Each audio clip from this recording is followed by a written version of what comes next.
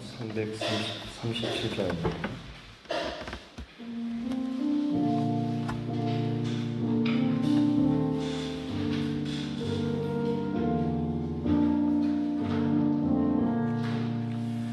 내 모든 시험 무거운 짐을 주 예수 앞에 아뢰이며 근심에 쌓인 날 돌아보사 내 근심 모두 맡으시네. 무거운 짐을 나 홀로 지고 견디다 못해 쓰러질 때 불쌍히 여겨 구원해 주리 은혜의 주님 오직 예수. 내 모든 괴로움 닥치는 환난 주 예수 앞에 아뢰이며 주께서 친히 날 구해 주사 넓으신 사랑 베푸시네. 무거운 짐을 나 홀로 지고 견디다 못해 쓰러질 때 불쌍히 여겨 구원해 주리 은혜의 주님 오직 예수. 내 짐이 점점 무거워질 때 주 예수 앞에 아뢰이며 주께서 친히 날 구해 주사 내 대신 짐을 져주시네. 무거운 짐을 나 홀로 지고 견디다 못해 쓰러질 때 불쌍히 여겨 구원해 주리 은혜의 주님 오직 예수. 마음의 시험 무서운 죄를 주 예수 앞에 아뢰이며 예수는 나의 능력이 되사 세상을 이길 힘주시네. 무거운 짐을 나 홀로 지고 견디다 못해 쓰러질 때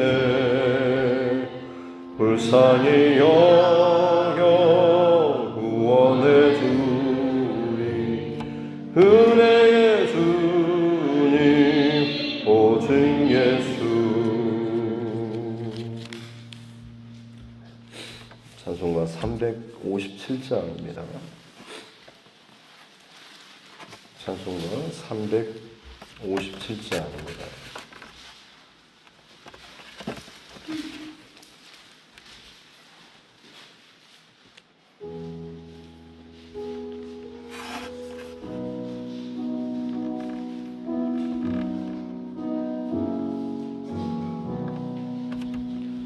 주 믿는 사람 일어나 다 힘을 합하여 이 세상 모든 마귀를 다 쳐서 멸하세. 저 앞에 오는 적군을 다 싸워 이겨라.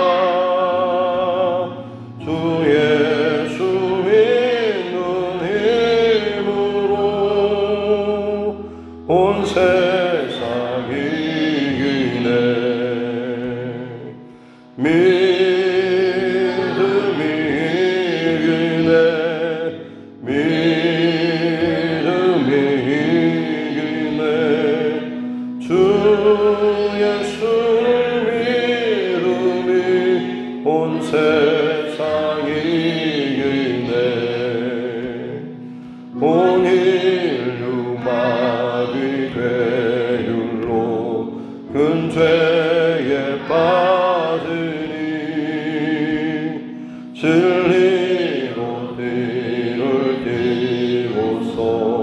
늘 기도드리세. 참 믿고 의지하면서 겁없이 나갈 때 주 예수 믿는 힘으로 온 세상이 믿음이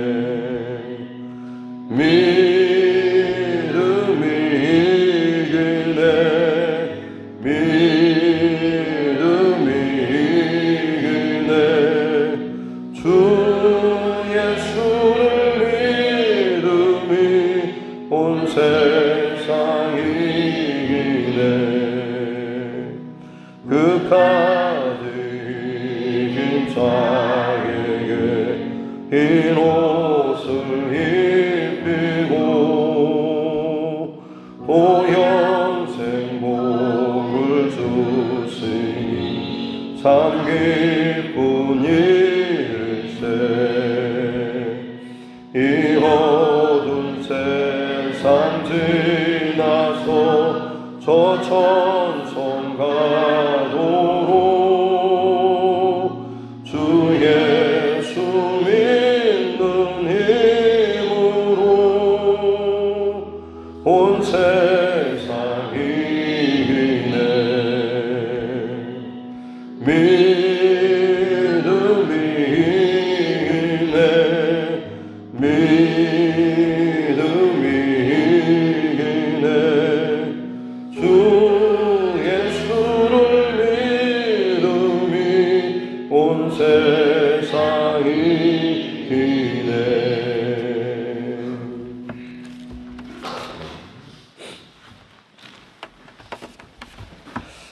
하나님 말씀 사도행전 12장입니다. 사도행전 12장 1절부터 19절 말씀 이렇게 보겠습니다.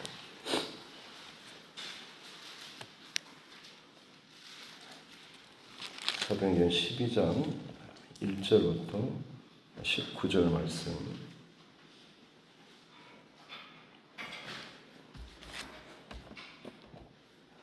같이 함께 합독하겠습니다. 그때 헤롯 왕이 손을 들어 교회 중에서 몇 사람을 헤아려 하여 요한의 형제 야고보를 칼로 죽이니 유대인들이 이 일을 기뻐하는 것을 보고 베드로도 잡으려 할세. 때는 무교절 기간이라. 잡음에 옥에 가두어 군인 넷씩 네페에게 맡겨 지키고 6월절 후에 백성 앞에 끌어내고자 하더라. 이에 베드로는 옥에 갇혔고 교회는 그를 위하여 간절히 하나님께 기도하더라.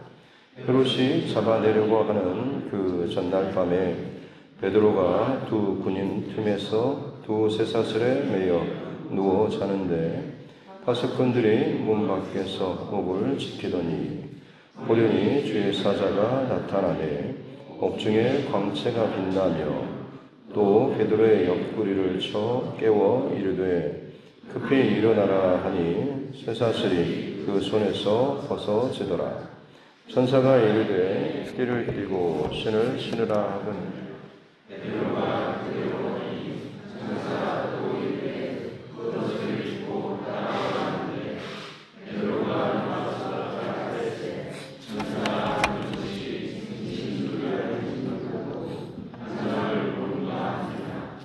이에 첫째와 둘째 파수를 지나 신으로 통한 쇠문에 이르니 문이 저절로 열리는지라.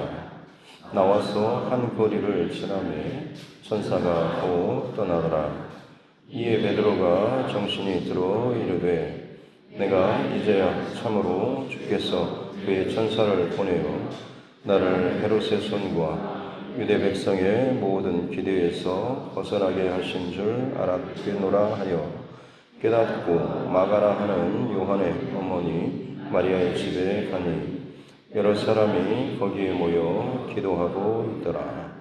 베드로가 대문을 두드리는데 로데라 하는 여자아이가 영접하러 나왔다가 베드로의 음성인 줄 알고 기뻐하여 문을 미처 열지 못하고 달려 들어가 말하되 베드로가 대문 밖에 섰더라 하니 그들이 말하되 네가 미쳤다 하나 여자아이는 힘써 말하되 참말이라 하니 그들이 말하되 그러면 그의 천사라 하더라. 베드로가 문 두드리기를 그치지 아니하니 그들이 문을 열어 베드로를 보고 놀라는지라. 베드로가 그들에게 손짓하여 조용하게 하고 주께서 자기를 이끌어 옥에서 나오게 하던 일을 말하고 또 야고보와 형제들에게 이 말을 전하라 하고 떠나 다른 곳으로 가니라. 날이 새매 군인들은 베드로가 어떻게 되었는지 알지 못하여 적지 않게 소동하니 헤롯이 그를 찾아도 보지 못하며 파수꾼들을 신문하고 죽이라 명하니라. 헤롯이 유대를 떠나 가이사랴로 내려가서 머무니라. 아멘. 하시면 손을 얹고 함께 따라 선포하겠습니다. 하나님은 나를 사랑하십니다. 나는 그 사랑 안에 있습니다. 하나님께서 오늘 나에게 말씀하실 것입니다. 나의 마음은 하나님을 향해 열려 있습니다. 아멘. 저희는 베드로 사도의 이야기 가지고 안디옥 베드로가 이방인들과 고넬료의 집에서 식사하고 교제한 일에 대해서 예루살렘 교회 교인들 가운데 이방인과의 어떤 그런 식사나 교제에 대해서 율법적인 그 틀을 가지고 베드로를 비난하고 했을 때 베드로가 그것을 또 잘 설명하고 특별히 이제 이 모든 상황 속에서 예루살렘 교회의 좀 한계 먼저 세워졌고 또 하나님께서 사마리아 그리고 이방인에게 복음의 문을 열어주시는 사인을 주셨음에도 불구하고 그것을 하나님께서 앞으로 이 예루살렘 교회가 가야 할 방향으로 이해하지 못하고 그냥 특별한 한 번의 예외적인 사건으로 생각하고 다시 원래 자기들의 한계 안에 그냥 늘 하던 그 자리로 신앙의 자리로 돌아왔을 때 오히려 하나님께서는 예루살렘 교회가 아니라 이방의 이 안디옥 교회에게 영적인 중심을 이동시키고 이 안디옥 교회를 통하여서 세계 선교의 사역을 감당케 하셨던 이야기를 함께 나눴습니다. 그리고 그 과정에서 바나바라고 하는 사람 그리고 사울이 함께 사역을 했던 이야기 그러면서 각 교회마다 어떤 색깔, 정체성, 중심이 있는데 저희 교회가 마찬가지로 어떤 예전에 이렇게 했는데 라고 하는 다른 교회의 모습이나 혹은 이전의 과거의 것을 따라가는 그런 정도가 아니라 그야말로 하나님께서 지금까지 이끄셨던 것처럼 항상 이때마다 가장 최고의 하나님의 어떤 방법과 인도하심 구하면서 저희 두드림 교회만의 어떤 색깔과 중심을 같이 잘 찾아가자라는 그런 말씀을 나눴습니다. 이어지는 오늘 말씀에 보면 그때에라고 나오는데 바로 그때는 바로 예루살렘에 큰 흉년이 들었던 그때를 이야기하고 있죠. 그래서 예루살렘 교회가 어려움을 겪고 있을 때 오히려 안디옥 교회가 헌금을 모아서 이 바나바와 이 사울을 통하여서 이 예루살렘 교회로 그것을 돕는 이런 이야기가 지금 오늘 본문의 배경이라고 할 수가 있겠습니다.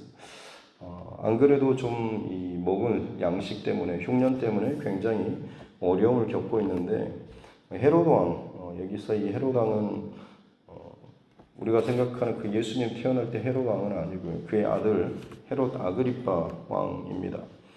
그가 손을 들어서 이 교회 중에 몇 사람을 해하려고 첫 번째로 요한의 형제 야고보 예수님 12제자 가운데 한 명입니다. 야고보를 칼로 죽이죠. 그래서 최초의 순교자는 스데반 집사님이라고 한다면 제자들 가운데 첫 번째 순교자는 바로 야고보인 것이죠. 근데 3절에 보니까 유대인들이 이 일을 굉장히 기뻐하는 것을 보고 이 헤롯 아그리빠가 어떻게 보면 정치적으로 분봉왕이었기 때문에 중앙에 있는 가이사랴 시저의 황제의 어떤 그런 인정이나 이걸 받아야 합니다.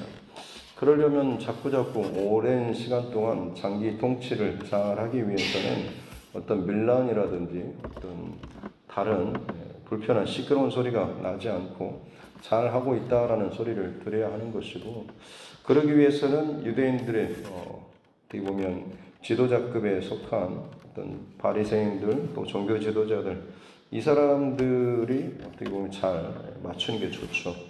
근데 이 헤롯이 야고보를 죽였을 때 이 종교 지도자들을 비롯한 많은 유대인들이 굉장히 기뻐하는 모습을 보고서는 이렇게 가면 이 기독교인들을 박해하면 내가 이 유대인들로부터 훨씬 더 많은 이 지지를 받을 수가 있겠다라는 생각 때문에 또 다른 이 사도, 그야말로 어떻게 보면 예루살렘 교회 기둥과 같은 이 베드로도 잡았죠.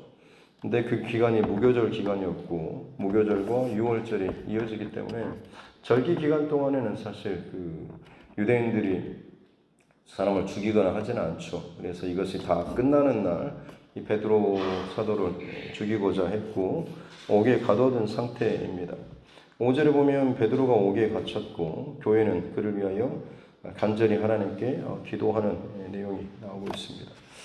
이 예루살렘 교회에 참 어려운 그런 시련이 닥친 거죠. 물리적으로 지금 흉년으로 인해서 먹을 양식도 부족한 상황, 거기에다 이 로마 정부의 국가적인 어떤 핍박, 박해가 지금 이렇게 진행되는 상황이기 때문에 예루살렘 교회로서는 정말로 어려운 시간을 지금 지나고 있다라고 할 수가 있겠습니다. 이때 지금 이제 교회가 하나님께 기도하는 이런 모습을 보이고 있는 것이죠. 고난이나 박해를 이기는 성도의 비결, 방법이라고 한다면 그것은 다른 것이 아니라 기도밖에 없는 줄로 믿습니다. 그래서 우리가 어떤 상황이 있든지 간에 기도로 하나님 앞에 깨는 것, 어떤 어려운 일이 있을 때마다 그것을 왜 나한테만 혹은 우리 가정에만 이런 일이 있냐라고 생각할 것이 아니라 어떤 박해나 혹은 어려움이나 고난의 상황이 다가왔을 때 이게 기도의 사인으로 이것을 받고 작정하고 바로 기도의 자리로 나오고 또 기도하며 나아가는 저와 여러분 모두가 되어야 될 줄로 믿습니다. 그리고 무엇보다도 고난의 때만이 아니고 고난 이전에 이 기도의 어떤 그 패턴, 기도의 일상적인 이 흐름, 이것을 유지하는 것이 상당히 또 좋습니다. 그리고 아주 중요하고요. 어떻게 보면 문제가 터져서 기도하는 신앙은 그냥 끌려가는 신앙처럼 보일 수 있습니다. 그러나 그것을 계기로 해서 이제는 계속해서 기도의 호흡과 기도의 훈련과 기도의 정기적인 경건의 시간을 정하고 이것을 지켜나가는 것은 그야말로 어떻게 보면 평상시에 운동을 열심히 잘 해서 어떤 일이 닥쳐든지 간에 곧바로 믿음의 어떤 이 힘을 가지고 반응하고 또 달려나갈 수 있는 그런 신앙이 되는 거죠. 한 대 얻어맞고 쓰러졌다가 거기에서 천천히 일어나면서 비틀거리면서 정신을 잡아가는 것하고 곧바로 그것을 한 대 맞더라도 곧바로 반격하고 더 힘있게 달려나갈 수 있는 것은 완전히 다른 차원의 그런 일인 것입니다. 그래서 다른 것보다도 성도의 모든 힘은 나의 어떤 실력이나 내 힘과 내 의지가 아니라 하나님과 내가 얼마나 잘 평상시 소통되어 있고 연결되어 있는지 친밀한 관계를 유지하는가라고 하는 것이 굉장히 중요하다고 할 수가 있겠습니다. 그래서 저와 여러분의 기도가 계속해서 더 깊어지고 또 친밀한 기도로 나아갈 수 있기를 주님의 이름으로 축복합니다. 그래서 미사여구나 길게 혹은 멋들어지게 기도하라고 하는 것이 아닙니다. 정말 짧은 기도 혹은 서툴고 좀 버벅거리는 기도처럼 들려진다고 할지라도 저 기도가 저분이 하나님과 참 깊은 친밀함을 누리고 있구나, 하나님과 정말 그런 사귐이 있구나라는 이런 것이 기도문 가운데 좀 느껴질 수 있을 만큼 참 그런 기도가 저와 여러분의 기도가 될 수 있기를 바랍니다. 그렇게 어려운 가운데 교회가 기도하고 있는 상황 속에서 이제 6절에 보면 바로 이제 잡아내려고 하는 바로 그 전날 밤입니다. 죽을 날을 받아두고 바로 그 전날 밤에 두 군인이 뭐 4명씩 패에 맡겨가지고 돌아가죠. 2명씩 2인 1조로 교대로 아마 했을 것 같습니다. 그래서 양쪽에 이 쇠사슬을 양쪽 군인들이 같이 수갑같이 쇠사슬을 메고 지금 지키고 자고 있는 그런 상황이죠. 근데 이제 주의 사자가 나타나서 베드로의 옆구리를 쳐서 깨우는 7절 중반에 그렇게 나오죠. 교회는 지금 죽겠다고 깨어서 지금 기도하고 있는데 정작 베드로의 본인은 지금 잠을 자고 있고 그것도 불안해서 설잠이 아니고 얼마나 깊이 잤는지 천사가 옆구리를 쳐가지고 깨울 정도라고 하는 것이죠. 다 포기한 상태는 아니겠죠. 어찌 보면 베드로 사도 가운데 하나님께서 참 이 고난 가운데서도 이 은혜와 또 평강을 주셨던 것을 우리는 알 수가 있고 특별히 기도를 열심히 또 깊이 하다 보면 고난의 시간을 지나고 있는데 어떻게 보면 마음의 응답을 평안으로서 주시는 경우들이 참 많이 있습니다. 그러니까 어떤 일을 문제를 놓고 기도할 때에 기도의 응답이라고 할 수가 있겠죠. 마음의 평안이나 감사함이나 어떤 승리의 고백이나 그리고 어떤 하나님의 성경 말씀이 생각나게 하시는 경우 근데 그것이 하나의 응답의 사인으로 받고 거기에 대해서 감사로 고백하고 그것을 믿고 그와 같은 반응을 가지고 나아가는 것이 중요한 것이죠.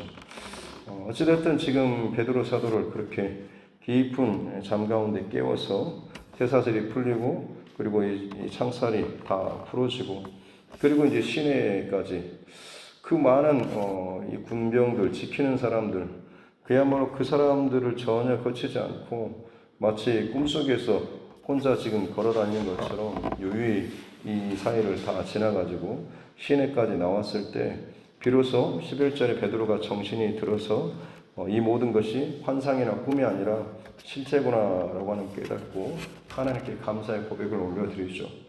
그리고 나서 12절에 이제 마가 요한의 집, 이 마가 다락방이라고 우리가 보통 알고 있는 바로 그곳으로 찾아가니까 거기에 다 모여서 기도하고 있었죠.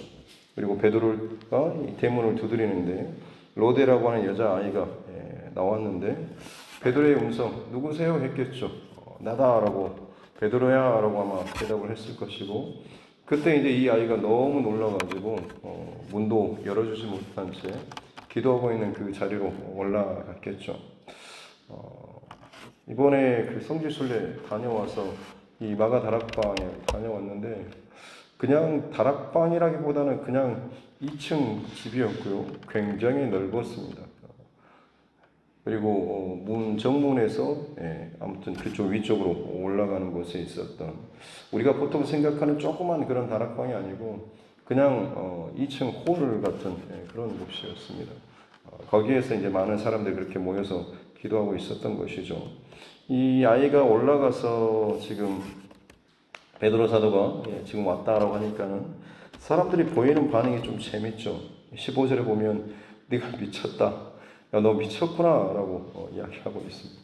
아니에요 정말이에요 라고 하니까 야 그러면 그건 그의 천사야 라고 마치 베드로 사도가 이미 죽고 막 이런 것처럼 지금 이야기를 하고 있죠. 간절히 모여서 기도하고 있는데 정작 하나님께서 어떤 응답과 사인을 주셨는데 그게 본인들이 생각하는 어떤 것과는 본인들은 이미 베드로 사도도 마찬가지로 야고보와 마찬가지로 죽게 될 것이다 라고 하는 어떤 마음의 결론이 나와 있는 상태였던 것이죠. 살려주십시오. 아니면 이번만큼은 부인하지 않고 잘 순교할 수 있도록 해주십시오. 그렇게 기도를 했을지 모르겠습니다만 어찌됐든 지금 살려달라는 건져달라는 구해달라는 기도를 하면서도 정작 그 일이 응답이 주어졌을 때 그 현실을 받아들이지 못하는 모습을 보면 그들이 간절히 기도하면서도 정작 믿지 못한 상태로 그냥 기도했던 것을 볼 수가 있는 것이죠. 저와 여러분의 기도도 상당히 좀 그런 부분이 없잖아요. 있을 때도 있죠. 정말 이것만큼은 하나님 어떻게 좀 해달라고 하는데 정말 그렇게 응답을 해주셨는데 정작 본인이 그것을 받아들이지 못하고 하는 이런 모습들. 그러다 보면 사실 그만큼 저와 여러분의 기도가 그냥 던지는 그런 기도 같은 경우들이 좀 많고 정말로 내 문제고 혹은 내 가정의 문제임에도 불구하고 정말 그 하나님께 온전한 믿음을 가지고 이것을 믿음의 확신과 응답과 그 길을 구하는 이런 준비되고 달려가고 열어주셨을 때 반응하는 이런 기도라기보다는 그냥 바라는 이렇게 했으면 좋겠습니다라는 기도는 하는데 실제적으로 내 스스로도 내 안에 믿음이 없이 기도하는 그런 경우들이 참 많지 않은가 싶습니다. 바라기는 저와 여러분 기도를 하면서도 정말 실제적인 그 믿음을 가지고 기도할 수 있기를 바라고 혹시나 그런 마음이 좀 약하다 싶으면 그런 마음을 위해서도 같이 또 그것을 기도 제목으로 삼고 정말로 제가 기도하는 이것이 성령의 감동하심과 일하심을 쫓아서 또 진심으로 이 마음을 담아서 또 하나님 앞에 올려드리길 원합니다. 제게 믿음을 더해 주십시오라고 하는 그런 연약한 믿음을 위한 기도까지도 계속해서 여러분 같이 하나님 앞에 또 올려드릴 수 있기를 바랍니다. 미쳤다라고 혹은 그의 천사야 뭐 영혼이야라고까지 했지만 결국 계속 베드로가 문을 두드리고 그 베드로를 보고 영접하고 서로 인사하고 17절 끝에 보면 베드로가 이제 다 인사하고 떠나 다른 곳으로 가니라라고 되어 있고 그 다음날 이제 군인들이 죽는 이런 이야기가 나오고 있습니다. 오늘 이 12장 이후로 사실 베드로의 어떤 흔적이나 모습은 잘 나오지 않습니다. 이제 곧바로 다음 이제 사울, 바나바, 안디옥 교회의 선교 요청 이곳으로 이제 이어지게 되는데요. 오늘 말씀 가운데 나누고자 하는 것은 제일 마지막 이 베드로 사도 자신이 어떻게 보면 지금 예루살렘 교회의 가장 핵심적인 역할을 했던 사람이죠. 하나님께서 사마리아에 그리고 고넬료의 집에 지금 뭔가 좀 이 베드로 사도를 움직여서 이 가장 리더급에 있는 사람을 하나님께서 흔드셔서 그에게 지금 뭔가 이 예루살렘 교회의 어떤 방향이나 이것을 보여주셨음에도 불구하고 사실 베드로 자체도 어찌 보면 다시 예루살렘 교회 그 안에 머무는 이런 모습을 보였습니다만 이 박해와 핍박으로 인해서 그의 어떤 생명의 위협의 순간까지 거의 극한까지 막다른 그 자리까지 가고 나서 거기에서 하나님께서 그를 살려내셨을 때 베드로가 스스로 뭔가 느끼는 게 있지 않았습니까? 우리도 어찌 보면 정말 죽을 고비를 넘기다가 다시 살아났을 때 아이고 다행이다 라고 하면서 예전과 같은 그런 삶을 가지고 살지는 않죠. 내가 정말 그 죽음의 막다른 그 골목에서 내가 만약 하나님 앞에 다시금 생명을 얻는다라고 한다면 아니면 굳이 그런 고백을 하지 않아도 정말 나 지금까지 살아왔던 삶을 또 점검하고 돌이키면서 앞으로의 내 삶을 훨씬 더 좀 의미 있고 값지게 뭔가 좀 다른 것을 방향 수정을 하면 하는 그런 계기가 되지 않겠습니까? 베드로 사도에게도 지금 이번에 어떤 이 사건이 그에게 있어서는 뭔가 계기가 됐을 겁니다. 그래서 지금 떠나 다른 곳으로 가니라 마지막 17절 끝에 이 베드로 사도의 여정을 그렇게 기록을 하고 있는 거죠. 베드로 사도는 어디로 갔을까요? 베드로 전후서에 보면 그가 로마로 전도하러 간 것, 그리고 소아시아 여러 이방 지역을 돌아다니며 전도하고 교회들을 방문하는 이런 모습이 기록이 되어 있습니다. 만약 이런 박해와 죽음의 위협이 없었으면 베드로 사도는 어찌 보면 예루살렘 교회 안에 머물고 그 안에서 그냥 사람들이 생각할 만한 그런 한계 안에서 자신의 역할을 했겠죠. 물론 예루살렘 교회 안에서 첫째 초대 가톨릭에서 말하는 초대 교부처럼 대단한 어떤 역할을 또 감당할 수도 있었겠지만 그에게 지금 생명의 위협이 바뀌어질 만큼 인생이 뒤집어질 만큼의 경험 이후에 베드로 사도는 진짜 하나님께서 내게 원하시는 그 길을 쫓아서 드러나지는 않지만 그에게 보여주셨던 진정한 믿음의 길을 걸어가게 되었다라고 하는 것입니다. 저와 여러분에게도 굳이 어떤 생명의 막다른 그 자리까지 가는 경험이 없다라고 할지라도 우리 삶 가운데 사실 고난이라고 하는 문제는 언제든지 어떻게든지 어떤 방식을 통해서든지 우리 삶을 흔들고 또 공격해 오지 않겠습니까? 그때마다 저와 여러분의 어떤 신앙과 인생의 방향을 정말 잘 수정하고 또 점검할 수 있기를 주님의 이름으로 축복합니다. 고난이 고난으로 끝나는 것이 아니라 고난 속에서 하나님의 은혜의 흔적이, 은혜의 어떤 과정도 역사도 같이 흘러가게 되는 거죠. 아무리 고난이 몰아친다라고 할지라도 내 인생이 왜 이렇게 꼬이는 거야 라고 한다고 할지라도 여러분 정말 기도하는 사람은 그 고난 속에서도 값진 정말로 특별한 하나님의 은혜를 경험할 수 있는 것입니다. 불평하고 원망하다 보면 하나님의 그 은혜의 물줄기를, 그 흔적을 발견하지 못하지만 분명히 하나님 앞에 깨어서 엎드리는 사람은 정말로 그 고난 속에서도 하나님의 은혜를, 특별한 하나님의 은혜를 더 경험하면서 살 수가 있는 것이죠.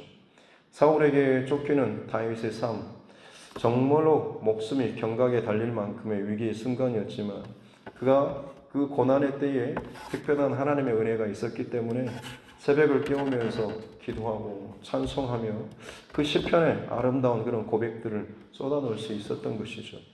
혼자 그것을 고난에 지쳐서 쫓기는 그런 심정이 아니죠.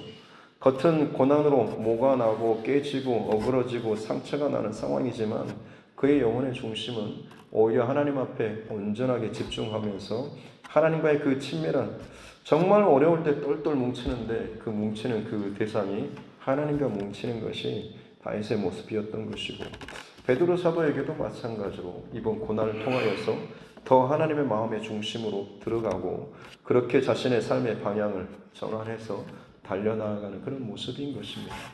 우리에게도 마찬가지로 이런 영적인 변화나 도전은 긍정적인 방향으로 여러분 전환되어야 될 것입니다. 그냥 어려움의 때를 참 작정하고 기도하면서 잘 풀어졌어, 해결했어, 통과하고 나서 그냥 아무런 일도 없는 듯 예전의 자리로 돌아가고 또 예전의 어떤 그런 신앙의 그 수준 정도로만 돌아간다고 한다면 여러분 그것은 성장하지 못하고 그냥 그 자리만 여전히 맴도는, 나도 모르게 예루살렘 성 교회라고 하는 그 한계에 머물러 버리는 신앙밖에는 되지 않을 것입니다. 하나님께서는 저와 여러분의 신앙이 죽을 때까지, 하나님 앞에 설 때까지 성장하고 자라고 또 깊어지기를 원하고 계십니다. 그렇기 때문에 내게 주어지는 오늘의 고난의 상황, 혹은 고난이 아닌 어떤 상황이라고 할지라도 계속해서 하나님 앞에 기도의 중심을 잘 지켜나가는, 더 깊어질 수 있는 저와 여러분 모두가 될 수 있기를 바라고, 특별히 다시 말씀드립니다. 고난이나 혹은 은혜, 이것은 항상 한 가지 것만 몰아치지는 않습니다. 그 가운데 정말 집중하면 정말 이전에 평상시에 누리지 못하는 특별한 은혜가 분명히 볼 수가 있는 것입니다. 고난 중에서 특별한 은혜의 흔적을 여러분 잘 찾으시고 그것을 통하여서 여러분의 신앙이 훨씬 더 순결하고 정결하고 깊어질 수 있는 저와 여러분 또 우리 두드림 교회가 될 수 있기를 주님의 이름으로 축복합니다. 기도하겠습니다. 하나님 아버지 감사합니다.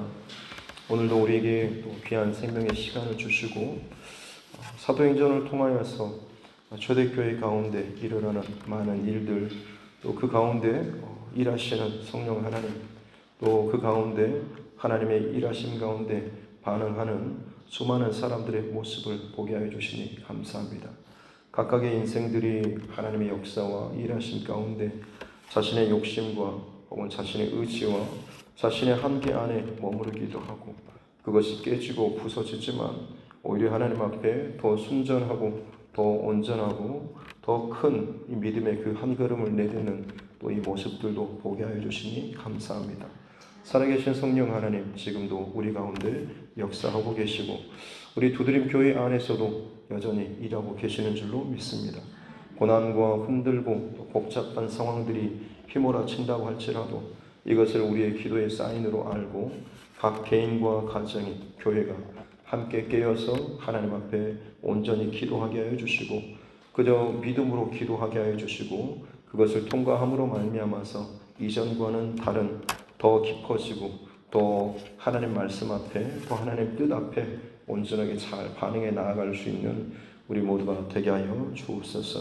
특별히 고난과 어려움의 시간을 지나가고 있는 지체들이 있다고 한다면 그 속에 분명히 그 고난의 때에만 경험할 수 있는 더 특별한 은혜의 흔적이 있을 줄로 믿사오니 놓치지 않고 바라보고 붙잡고 더 그 은혜의 흔적을 쫓아 나아가게 하여 주옵소서. 베드로 사도가 잠결인 것처럼 그 환상을 쫓아갔지만 비로소 그것이 다 끝나게 되었을 때 정신을 차리고 깨닫게 되었던 것처럼 고난 가운데라도 은혜의 흔적을 쫓고 순종하며 따라 나아가게 될 때에 하나님께서 행하신 아름다운 결과를 보게 될 줄로 믿습니다. 우리 모두가 또 이 교회가 그렇게 하나님께서 인도해 가시는 아름다운 열매를 맛보아 누릴 수 있는 복된 교회가 되게 하여 주옵소서. 감사드리며 거룩하신 우리 구주 예수님의 이름으로 기도드립니다. 아멘. 하늘에 계신 우리 아버지, 아버지의 이름을 거룩하게 하시며 아버지의 나라가 오게 하시며 아버지의 뜻이 하늘에서와 같이 땅에서도 이루어지게 하소서. 오늘 우리에게 일용할 양식을 주시고 우리가 우리에게 잘못한 사람을 용서하여 준 것 같이 우리 죄를 용서하여 주시고 우리를 시험에 빠지지 않게 하시고 악에서 구하소서. 나라와 권능과 영광이 영원히 아버지의 것입니다. 아멘. 주신 말씀 붙잡고 교회와 주의 종과 여러분 각자의 기도 제목과 이 나라의 민족 또 정치 위정자들을 위해서도 세계 열방의 모든 상황들을 놓고서도 또 복음 전도자와 또 선교사님 또 그 가정들을 위해서도 특별히 육체의 고난 가운데 힘들어하고 어려워하는 우리 믿음의 지체들과 가정들을 위해서도 특별히 여름 성경학교 수련회가 있습니다. 우리 다음 세대 또 자녀들을 위해서도 이번 수련회가 한 번의 어떤 이벤트성으로 지나가는 것이 아니고 저들의 인생 가운데 정말로 중요한 하나의 계기가 될 수 있도록 우리가 같이 협력하고 기도하기를 원하고 이 교회 안에도 계속해서 이 살아나는 움직이는 하나님이 일하시는 역사가 계속해서 이어질 수 있도록 또 그렇게 함께 기도했으면 좋겠습니다. 특별히 또 우리 하나님께서 저와 여러분에게 맡겨주신 영혼들 생각하시면서 또 그 한 영혼을 위한 마음도 같이 함께 올려드리도록 하겠습니다. 기도하겠습니다. 하나님 아버지 감사합니다. 오늘도 하나님께서 은혜를 주시고 또 말씀 앞에 서게 해주시고 이 하루도 주님의 뜻과 마음을 통하여서 기도로 시작하게 해주시니 감사합니다. 하나님 날마다 또 숨을 쉬고 눈을 뜨면서도 들려오는 고통과 한탄과 시름의 소리가 우리 삶을 참 많이 가득 채우고 있고 때로는 내 삶을 움켜쥐고 참 고난을 계속해서 연단의 과정을 지나갈 때도 있습니다. 그러나 그때마다 내 입술을 열어 부정하고 한탄하고 원망하는 이런 말을 내뱉을 것이 아니고 오히려 입을 다물고 이 모든 성을 기도 사인으로 받고 하나님 앞에 믿음의 기도를 올려드릴 수 있는 우리 모두가 되게 하여 주시옵기 원합니다. 믿음의 기도는 믿음의 열매와 믿음의 역사를 하나님께서 응답하여 주실 줄로 믿사오니 그렇게 하나님 이 과정을 통하여서 그저 고난의 연속으로만 끝나지 않게 도와주시고 더 특별한 하나님의 은혜의 사건으로 반전과 승리로 하나님 잘 마칠 수 있도록 은혜를 더하여 주시옵기 원합니다. 그렇습니다. 하나님 더욱더 고난이 내 신앙의 그 불순물들을 제거하고 내 신앙의 게으름과 내 신앙의 온전치 못했던 그 방향을 다시 한번 점검하고 수정하며 오직 주님만을 바라보며 벽돌을 향하여 달려나갈 수 있는 신앙으로 다듬는 계기가 되는 줄로 믿습니다. 그렇게 우리 인생 가운데 하나님께서 때로는 쉼의 시간, 때로는 고난의 시간을, 연단과 훈련의 시간을 허락하시면서 우리 각자와 우리 교회 또한 마찬가지로 하나님께서 기뻐하시는 그 길로 인도해 가시고 다듬으시고 세우시고 성장시켜가고 계시는 줄로 믿습니다. 중요한 것은 우리가 그 하나님의 손을 놓치지 않고 하나님의 일하심을 또 쫓아나가는 것인 줄로 믿습니다.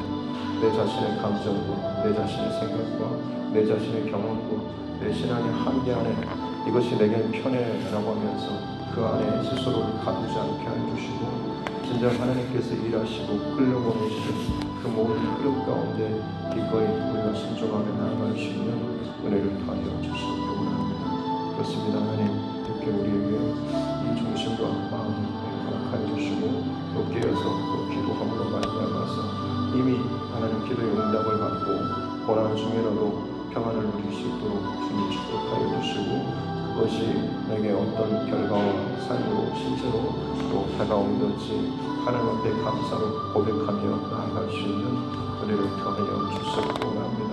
하나님의 고난의 연단의 시간을 통하여서 신앙이 정말 더욱더 성장하고 자라기 원합니다. 이전의 자리로 돌아가지 않게 도와주십시오. 이전의 습관과 이전의 신앙의 모습으로 돌아가지 않게 도와주십시오. 안정적이고 편안한 자리가 좋은 것이 아니라 하나님 앞에 더욱더 성장하고 자라고 내 신앙의 게으름과 불신들이 사라지고 더욱더 온전한 모습으로 하나님 중심으로 살아나가는 것, 진실한 기도로 하나님 앞에 더 엎드리는 나아가는 것이 진정 하나님께서 우리를 세상 가운데 살게 하시고 또 우리를 통하여서 정말 영혼을 살리고 구원하기 위한 그 하나님의 가장 궁극적인 목적을 이루는 진정한 또 삶의 모습과 태도와 중심인 줄로 믿습니다. 우리 각 사람과 이 두드림 교회 가운데 하나님 새해를 행하여 주시고 지금까지 인도하셨던 것처럼 앞으로도 여전히 하나님께서 일하고 계시는 줄로 믿습니다. 어려운 일들이 또 일어나고 있습니다. 어려운 또 때로는 고난의 시간들이 이어지고 있지만 이것을 통하여서 하나님께서 우리와 또 가정과 교회를 새롭게 세팅하고 새롭게 또 성장시키고 또 다른 단계로 하나님께서 이끌어 가시는 과정 가운데 있는 줄로 믿습니다. 두려워하거나 원망하거나 피하지 아니하고 정말 기도로 정면 돌파하고 하나님께서 이 가운데 흘려보내주시는 그 은혜의 흔적을 놓치지 않고 온전히 집중하고 또 바라보면서 믿음의 고백으로 하나님 붙잡고 나아갈 수 있는 은혜를 더하여 주셨고 합니다.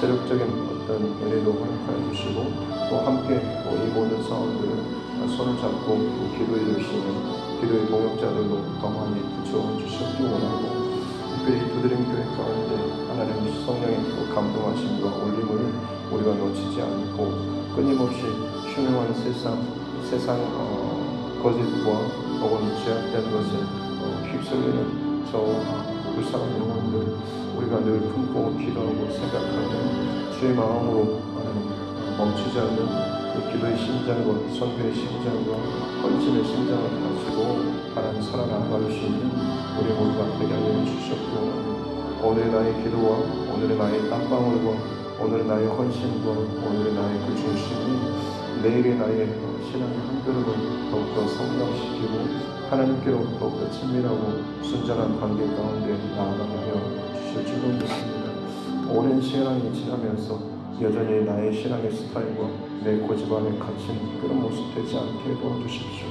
원래 나는 이렇습니다라고 하는 것 자체가 내 스스로 내 신앙의 감옥 안에 갇히는 참 어리석은 모습임을 알게 하여 주시고 하나님께서 일하시고 열으시고 이끌어 가실 때에 기꺼이 주님께 내 모든 것을 내어 맡기며 이전과는 훨씬 더 다른 그런 신앙의 다른 단계로 나아갈 수 있는 은혜를 허락하여 주옵소서. 딱딱하게 굳어진 신앙이 아니라 부드럽고 따뜻한 마음으로 하나님께서 일하시는 것 가운데